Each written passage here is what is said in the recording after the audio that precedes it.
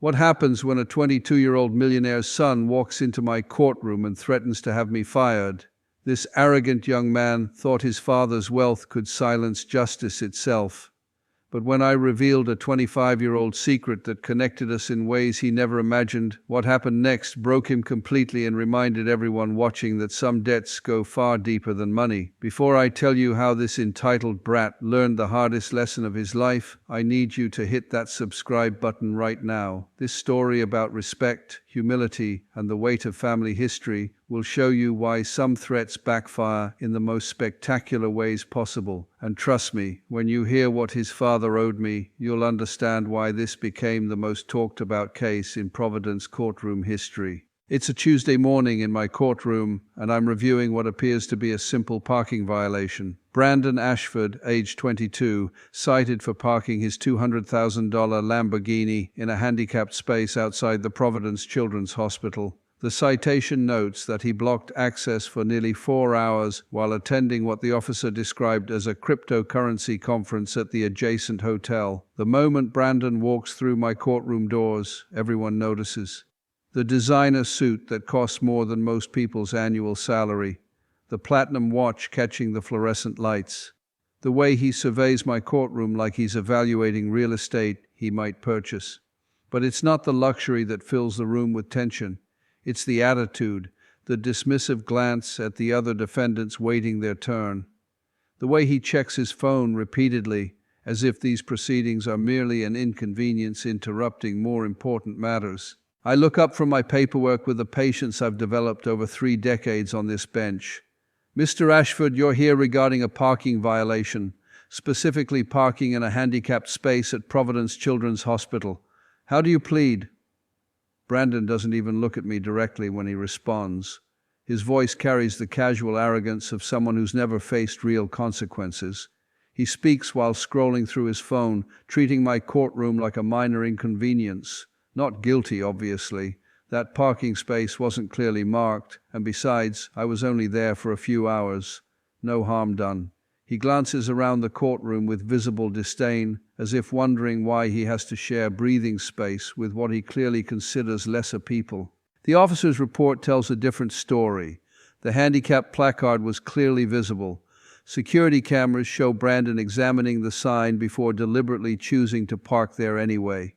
Most damning, the hospital staff had to turn away a wheelchair-bound child for a scheduled appointment because Brandon's Lamborghini blocked the accessible ramp. Mr. Ashford, I say, reviewing the evidence carefully, the citation includes photographs showing clear handicapped signage. The parking space you occupied is specifically designed for wheelchair accessibility. A child missed their medical appointment because of your choice. Brandon finally looks at me, and what I see in his eyes is something I've encountered before, but never this brazenly. Complete dismissal of authority, pure entitlement wrapped in expensive clothing. Judge, with all due respect, I don't think you understand who you're dealing with here. My father is Anthony Ashford of Ashford Technologies. We employ over 3,000 people in this state. The taxes my family pays probably fund your salary for the next decade. The courtroom goes completely quiet. Even the court reporter pauses, her fingers hovering over the keyboard.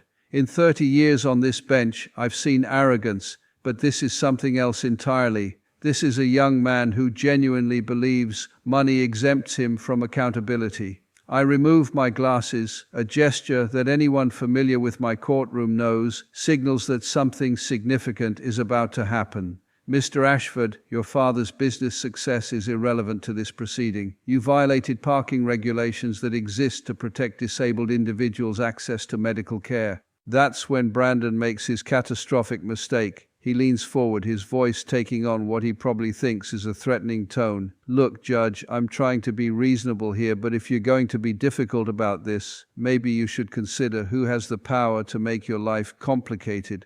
My father has connections. He knows the mayor, the governor, the people who decide court budgets. I'd hate for this to become a problem for you. The gallery erupts in whispers. A man in the third row audibly gasps. A woman shakes her head in disbelief. But I feel something else entirely, a chill of recognition, because suddenly, looking at this arrogant young man, I see something familiar in his features. The same jawline, the same dark eyes, though filled with an entitlement I remember being absent in someone else who shared those features. "Mr. Ashford," I say slowly, deliberately. "Did you say your father is Anthony Ashford?" Brandon's chest puffs with pride. "That's right. Anthony Ashford, CEO of Ashford Technologies.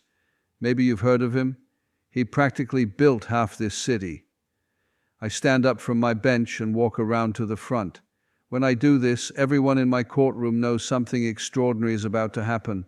"Brandon, I think it's time you learned something about your father that he apparently never told you. 25 years ago, your father was a very different man. He wasn't the successful CEO you know today. He was a struggling construction worker, recently laid off, with a pregnant wife and mounting bills. He'd just lost his apartment and was 3 days away from having his family evicted with nowhere to go." Brandon's smirk begins to fade. His confident posture wavers slightly. I continue, my voice carrying the weight of decades-old memory. "Your father came to my law office, not my courtroom, because back then I practiced family law. He couldn't afford my fees, but he was desperate. He'd been wrongfully terminated from his construction job, and his former employer was refusing to pay his final wages. $7,000 he was owed, money his family desperately needed." The courtroom is absolutely silent now. Brandon's face has gone from arrogant confidence to confused uncertainty. "I took your father's case pro bono, Brandon, for free. Not because I had to, but because I could see he was a good man facing an impossible situation.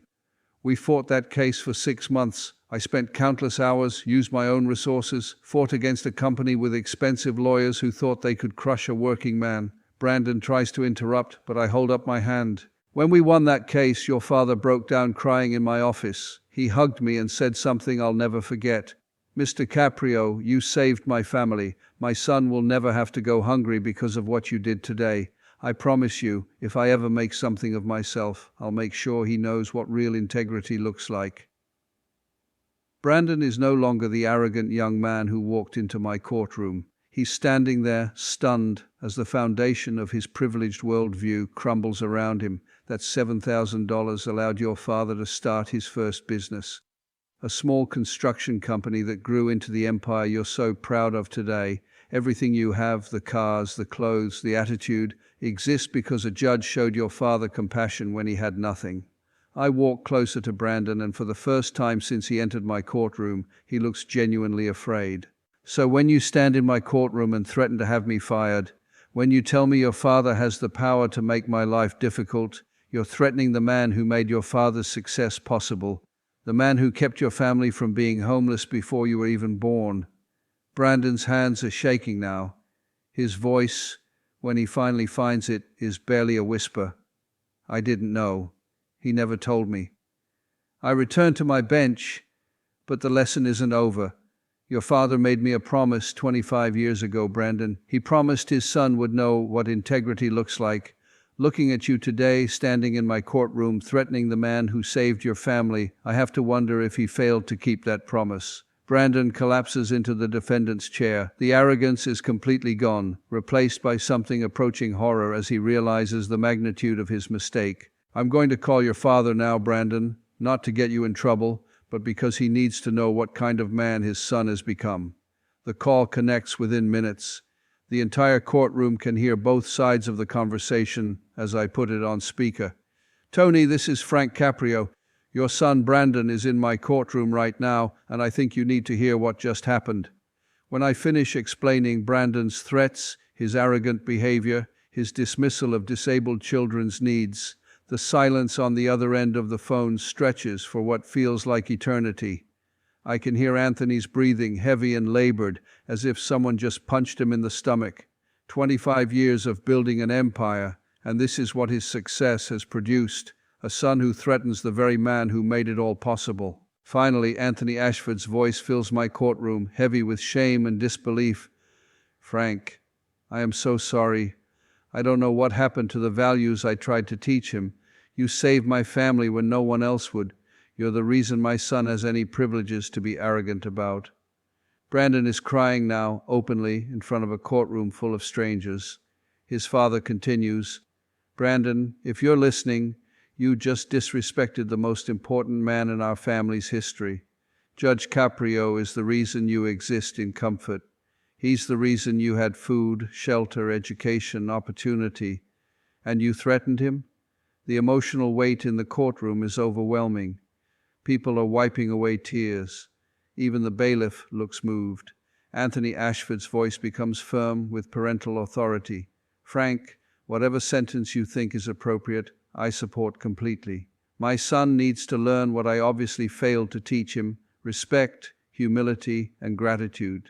The sentence I deliver reflects not just Brandon's parking violation, but his complete failure to understand the responsibilities that come with privilege. $500 fine for the parking violation, 100 hours of community service, specifically assisting disabled individuals with transportation needs. And most importantly, Brandon will spend every Saturday for the next 6 months volunteering at the same children's hospital where he blocked access with his Lamborghini. But the most powerful moment comes after the sentencing, when Brandon approaches my bench with tears still streaming down his face. Judge Caprio, I'm so sorry. I didn't know. I thought money meant I could do whatever I wanted. I was wrong about everything. 3 months later, Brandon returns to my courtroom, not as a defendant, but to update me on his community service. The arrogant young man who once threatened me has transformed into someone who understands what privilege really means: the responsibility to help others, not to lord over them. He tells me about Sarah, a 12-year-old girl with cerebral palsy who he now drives to therapy sessions twice a week. The same parking space he once blocked with his Lamborghini is now where he carefully positions a wheelchair-accessible van he purchased with his own money. His father accompanies him, and for the first time in 25 years, Anthony Ashford and I shake hands again. This time, not as desperate client and helping lawyer, but as two men who understand that real success isn't measured in money, but in the character we pass to the next generation. The letter Brandon wrote to the disabled child whose appointment he caused to be missed becomes a lesson in accountability that I share with every entitled defendant who thinks wealth equals exemption from responsibility. This case reminds me why I've dedicated my life to this bench. Justice isn't just about punishment, it's about teaching people to be better than they were when they walked through my door. Brandon Ashford walked in as a threat-making entitled brat and left as a young man finally understanding what his father learned 25 years ago: that kindness, respect, and humility are the only currency that truly matters in this life. Sometimes the most powerful lessons come from understanding that our connections to each other run deeper than we know, and that the person you're attempting to dismiss might be the very reason your life exists as it does today.